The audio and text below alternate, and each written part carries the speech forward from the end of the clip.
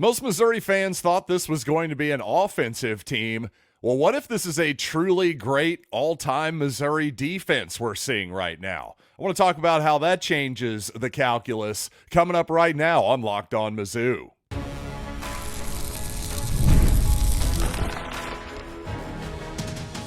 You are Locked On Mizzou, your daily podcast on the Missouri Tigers. Part of the Locked On Podcast Network, your team every day.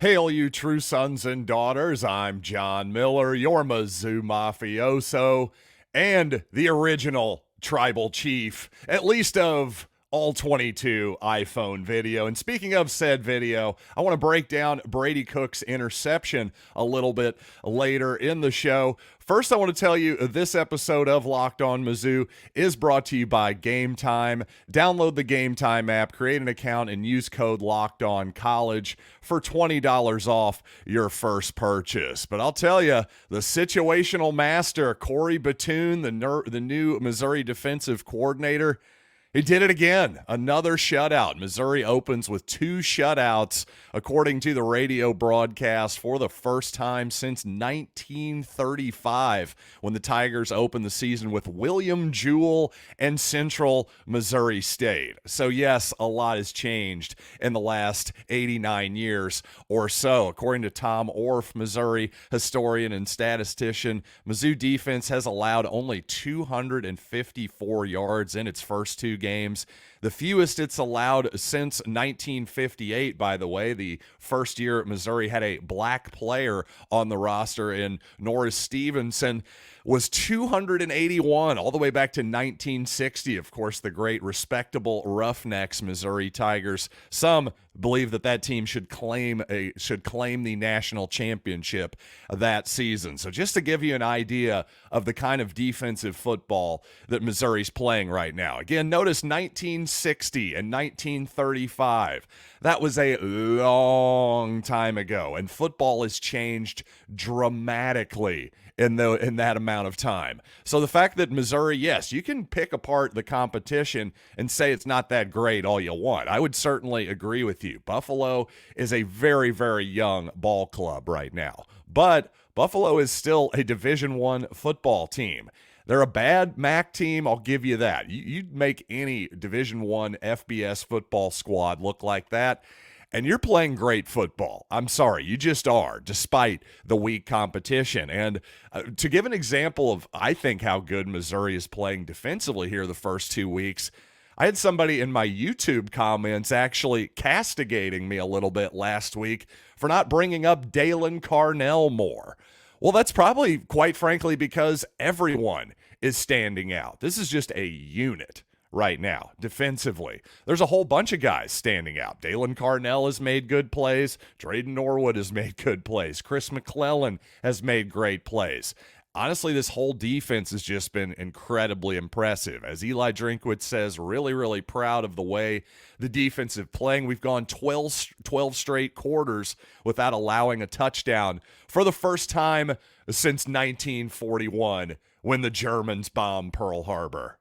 Yes, people, that is an Animal House reference before you get into the comments and correct me there. But I'd say that my will be okay without Blake Baker takes from this past offseason have aged quite nicely. Like I said, I think it's more about the players themselves, the old Jims and the Joes, that stupid cliche, and not necessarily the X's and the O's. But I have to say, so far so good with the X's and the O's too. Cory Batoon has shown that he's a really, really good coach, I think. I just have seen just nothing but sound, fundamental football from the defense so far. That's really what I've seen. Just good team, fundamental football, good tackling, good coverage.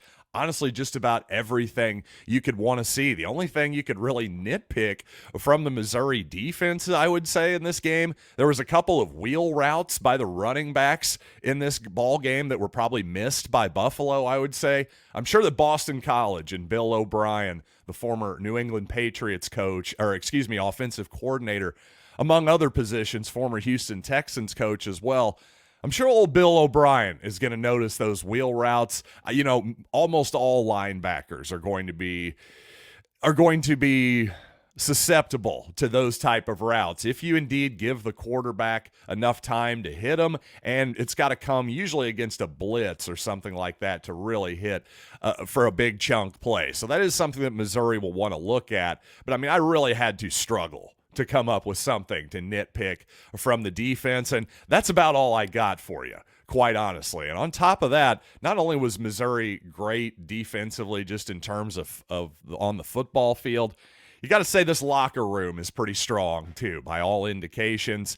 And another indication of that to me, Eli Drinkwitz said after the game the Tigers gave Eddie Kelly, a defensive lineman transfer from Georgia Tech this past offseason. Well, very, very sadly, he unexpectedly lost his mother just this past Wednesday. And quote from Drinkwitz, for him to be able to still be here and our team to play the way they did around him tonight was a special, special moment. So obviously, thoughts and prayers and condolences and everything out to Eddie Kelly. I can't imagine how tough that would be to lose your mother during college. What a tough time for that. And obviously lots of people out there know what that feels like, similar feelings, that kind of thing. And I just don't really know what to say there other than, hey, Eddie Kelly, I'm glad that he has, obviously as fans, we wish him well and everything like that. I'm really glad that he has his football family with him and that they're all supporting him and everything like that. Got to be helpful. But, you know, I just really don't know what to say other than that. But other than I'm just proud of this team and proud of this group on a bunch of different levels. So back to my original point here is there's no real easy transition from that topic. But what I was originally talking about at the top of the show here is that if this is really a great Missouri defense, and all indications so far through 2 weeks, hey, the competition's going to get a lot better. But what else could you have really seen other than what we saw in the first 2 weeks to make you think this is a good Missouri defense? Well, if this is a really, really good Missouri defense, say a top 10 national type of unit, that's looking possible, at least at the moment. Well, that changes the calculus for the Tigers this season. If the coaching staff, if certainly as fans, it'll change our perception. Maybe the coaches knew better than we did. Who knows? But regardless, if you're a coach and you came into this season thinking, hey, we're going to have to put up a whole bunch of points to get into the college football playoff and advance, all that good stuff, well, honestly, the Tigers can play a little bit more conservatively offensively. And I think that is a little bit what you saw yesterday, because the Tigers were up 24-0 at halftime, of course, but it did feel a little bit like a pedestrian offensive performance, at least up to the standards of normal Missouri football here. Now, part of that, certainly you could say, well, Luther Burden didn't play most of the football game. He left early with an illness, according to Chris Gervino on the radio broadcast. But again, it just felt like Missouri almost never even looked to throw deep in this game, unlike last week against Murray State. So I don't want to overreact. And by the way, with Burden gone, well, Theo Wease picked up the slack and then some with 13 receptions for 149 yards. Yeah, I'd say he's pretty good too. We can live without Luther Burden every once in a while. The problem is, Theo Wease is such an excellent number 2. He could be the number 1 on a whole bunch of teams, not only in the country, he could be the number 1 on a whole bunch of teams in the Southeastern Conference. So the fact that he's your number 2, well, that just makes everybody else better. Burden, essentially, his presence alone makes everybody else better, makes their matchups a little bit easier. So obviously, good news is Burden should be fine long term. Brady Cook on the offense says we're 2-0. We scored 38 and 51. I'm pleased where we're at. We're not clicking at 100% just yet. That's good news. That's really good news for us. So that's the optimistic part of Brady's personality for sure. Cook also says, though, I'm pretty critical of myself. There's a lot of things I can clean up, a lot of things I can do better, a lot of throws I want back. But at the end of the day, we're scoring points. The defense isn't giving up points, and we're winning games. Really, I thought penalties were a big problem for Missouri tonight. Those were the main drive killers, it felt like to me. But again, getting back to that defense, if it's truly great, think about the Kansas City Chiefs this past season. They won the Super Bowl by not pushing it downfield, by not forcing Patrick Mahomes to put up 5,000 yards and 50 touchdowns and an MVP type of statistical season. My point is maybe that's Missouri this season as well. And if that's the case, boy, that's a real luxury for the Missouri offense. The fact that they don't have to put up as many yards or points as they may be expected at the beginning of the season. All this is to say, this Missouri team is looking even better than I expected so far through 2 weeks. We can nitpick the offense a little bit. To me, the headline is, wow, look at this defense.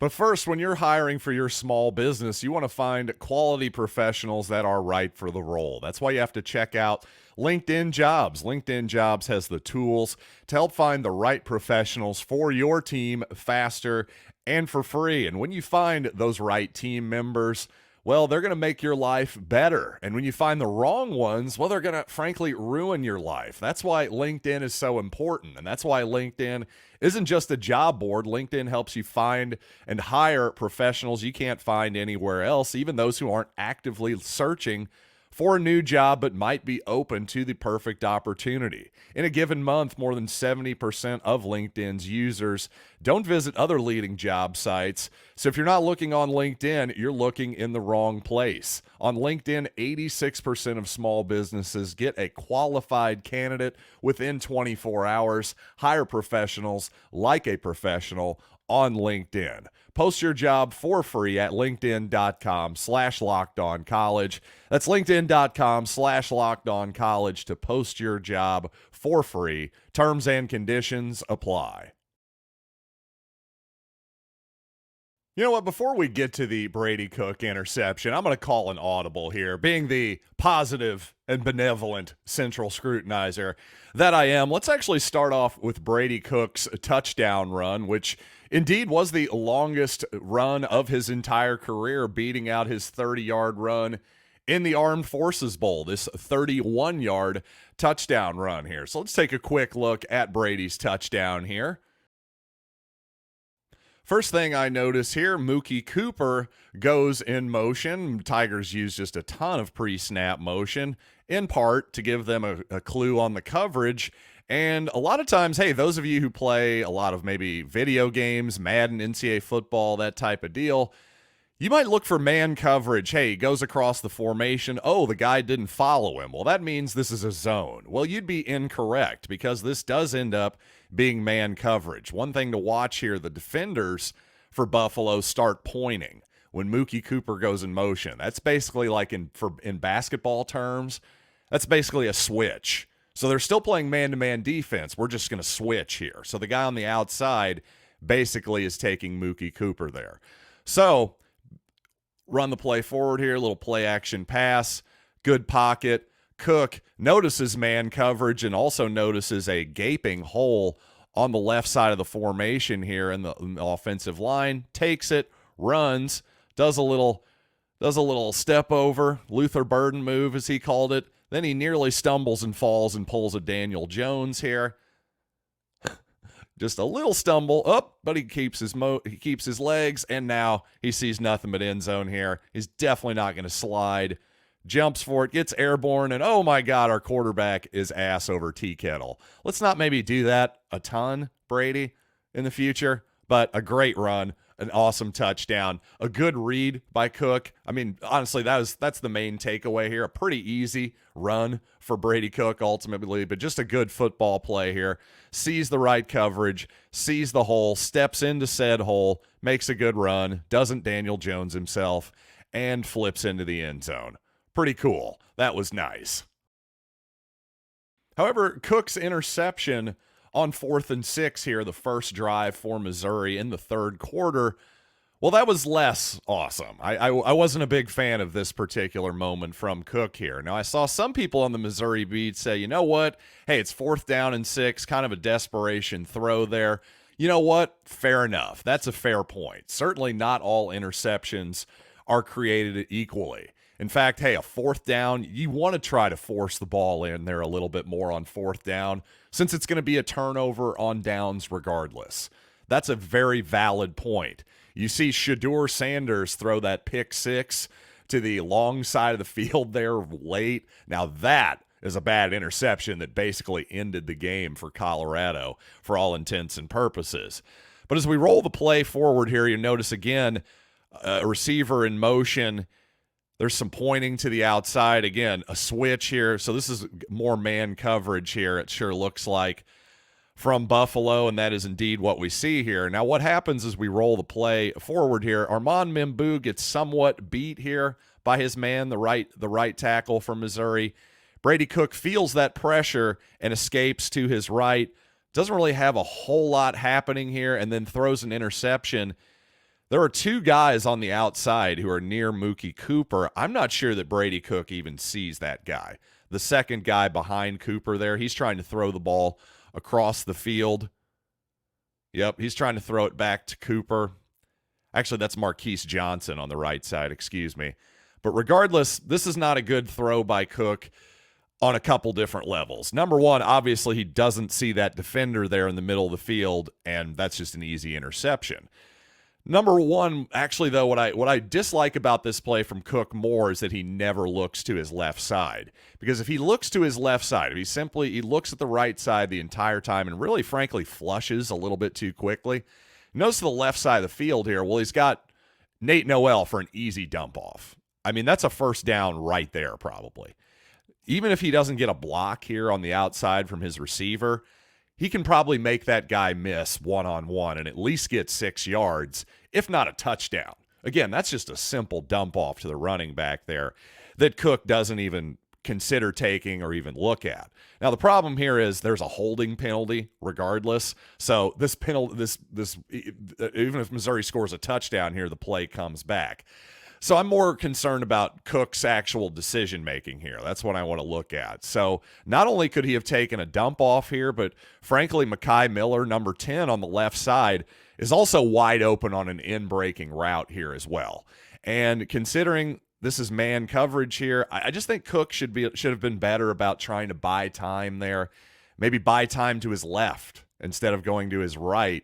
And if he would have just looked left at all, Missouri had a big gain potentially there on two different options. So am I being a little bit overly critical here? Perhaps. I just think the people who are letting Cook off of the hook for, it was just a fourth down play, I think it was a little bit worse than that. I think he needs to check the left side of the field, quite honestly, because there were multiple options there that were really, really good ones that he could have taken that would have been easy takes, honestly, for big yardage. So that is something Cook's going to want to clean up in film come Monday.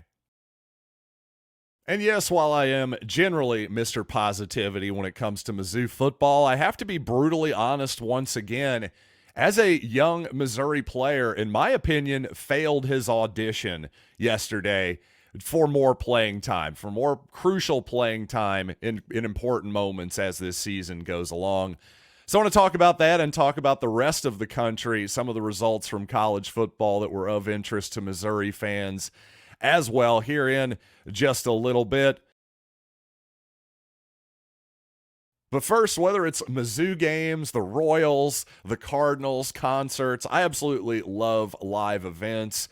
And Game Time is the best place to get tickets to said live events. And even better, Game Time has a new feature called Game Time Picks that makes it even easier to get tickets to your favorite live events. For instance, right now, the Kansas City Royals playing the Detroit Tigers on Monday. You get your Game Time picks. You click on your all-in pricing, and there are going to be no surprises whatsoever. For $40, you can sit in the dugout box, a super deal that I found just now by clicking on Game Time picks. Again, be sure to toggle on all-in pricing so you know the fees and the final price before you check out. And take the guesswork out of buying tickets with Game Time. Download the Game Time app, create an account, and use code LOCKEDONCollege for $20 off your first purchase. Terms apply. Again, create an account and redeem code LOCKEDONCOLLEGE for $20 off. Download Game Time today. What time is it? Game time. I talked in my previous episode about how I thought this was probably the last real major opportunity for some Missouri young players in particular, true freshman running back Kewan Lacy, to show that he needs to be part of the Missouri backfield going forward in big moments, in big games against teams like Alabama and Oklahoma and Auburn, those type of games. Can Kewan Lacy be part of that rotation? I never expected him to be the feature back or anything like that. But to me, yesterday was Kewan Lacy's final audition. And I'm going to be brutally honest. He failed it, in my opinion, yesterday. Now, don't get me wrong. Kewan Lacy is an impressive runner. He showed good burst once again yesterday, just like he did against Murray State. Unfortunately, he also fumbled again. That's now 2 fumbles and 11 touches. And I'm sorry, I love his future, but you got to learn to hold on to the ball this offseason, Mr. Lacy. And the fact that Missouri, by the way, didn't lose either fumble is completely and utterly irrelevant. That's just luck as far as Missouri fans and Kewan Lacy. From our perspective, we were just simply fortunate the ball bounced out of bounds. We were fortunate that it just hopped back into Kewan Lacy's chest the first time. You know, as impressive as he is, as talented as I think he is, as bright of a future as I think he is, there is no way that I can trust him with important touches for the rest of the season, especially with the way Marcus Carroll and Nate Noel have looked as a 1-2 tandem so far. So the good news is I don't think Missouri needs Kewan Lacy this season, but to all the fans who were sort of getting maybe a little bit ahead of themselves, I thought, with Lacy, this is just another lesson that, yep, true freshmen are indeed true freshmen most of the time. And as I record the podcast here on a Sunday morning, the AP poll should be out here in a couple hours. And I'm expecting Missouri to move up at least 1, if not 2 spots. Frankly, I think Missouri should move up 3 spots. Certainly, Missouri's going to move ahead of Notre Dame. And Notre Dame is done, by the way, at least when it comes to college football playoff contention. If there's any justice in this world, there is no way you can lose to Northern Illinois at home and then come back. Not with the schedule that Notre Dame has. Hey, if Missouri loses to Vanderbilt or Boston College or something and then somehow wins the rest of its games, well, with the schedule Missouri has, it would deserve to still get in at 11-1. I don't think Notre Dame has that opportunity. Frankly, also the way Penn State looked against Bowling Green and former Missouri Tiger quarterback Connor Bazelak was not very impressive either. Now, the Nittany Lions ended up winning the ball game. I'm not saying they should be booted from the top 25 or anything. I just don't see how you can rate them ahead of the Missouri Tigers at this point. Same thing with Oregon, too, quite honestly. I know some people have even gone out on a limb and picked Oregon to win the title this year. But just based on the first 2 weeks, how can you really say that the Ducks have been more impressive than Missouri? So it'll be interesting to see how many spots Missouri moves up. It's certainly moving up a little bit. There's no doubt about that. Now, another reaction I had from the weekend of football, are we sure Oklahoma is good? Because week 1, sure, it looked good on paper. They blew a team out, but as I pointed out on the SEC squad show, the Sooners were just 1 of 12 on 3rd down this past week. And now this week against Houston, Oklahoma barely even won. Not to sound like Mr. Burns or anything, but escaping Houston, the same Houston squad that got blown out at home by Barry Odom's UNLV running Rebels. Boy, that's not a very impressive start for Oklahoma, in my opinion. I got friends who think they're going to be lucky to win 2 conference games. Oklahoma's got a really tough schedule. I don't know if I'd go quite that far, but the reality is the Sooners could be hurting a little bit when they come to Columbia. We'll just have to see how it plays out. Also, I thought it was really interesting. Arkansas, frankly, blew the game in Stillwater against Oklahoma State yesterday. But their quarterback, Dalen Green, the transfer from Boise State, he is explosive. He's incredibly fast, and he's got real arm talent as well. That Arkansas offense, though, anything is possible from play to play. I'll say that, from good or bad. An 80-yard touchdown, and a pick six, the worst strip sack you've ever seen. It's all on the table when Arkansas snaps the football. So I'm not telling you that Arkansas is a great football team or anything like that. Really, I'm calling them the high variance hogs at this point because I just think they're more dangerous. I don't know if that's going to be enough to save Sam Pittman's job at the end of the season. I just know I'm a little bit more worried about Arkansas than I was at the beginning of this season. That team has a really, really explosive, impressive offense that tends to shoot itself in the foot constantly. I'll say that. That's a really sloppy team from what I saw yesterday, but it's definitely not a team without talent. I'll promise you that. And finally, the one bet I did go for this week was Tennessee over NC State. So what can I say except you're welcome once again for my excellent betting advice. Also, down goes KU. And enough with the Jalen Daniels hype, by the way. I've never been so happy to root for the Fighting Illini as they took down the Jayhawks in Champaign yesterday. Rushing the field, though, Illini fans? Really? I don't know. Let's maybe take it down a notch. But a good win. A good win for the Illini nonetheless. And about the only time I'm going to cheer for them is when they're playing Kansas. I would cheer for probably, well, I'm not going to go that far. So I was about to make a joke about something that happened in the 1930s and 40s since we've been talking about that. But YouTube might get mad at me even if it's just a joke. So we're going to bypass that particular sticky wicket. But you know what? Thanks as always for making Locked On Mizzou your first listen every day. Now go check out the Locked On College Football podcast. Spencer McLaughlin has you covered with NIL, all the action in college football every single week, realignment, rumors. Again, Locked On College Football on YouTube, Spotify, wherever you get podcasts, part of the Locked On Podcast Network, your team every day. So until next time, I am John Miller, and this has been Locked on Mizzou.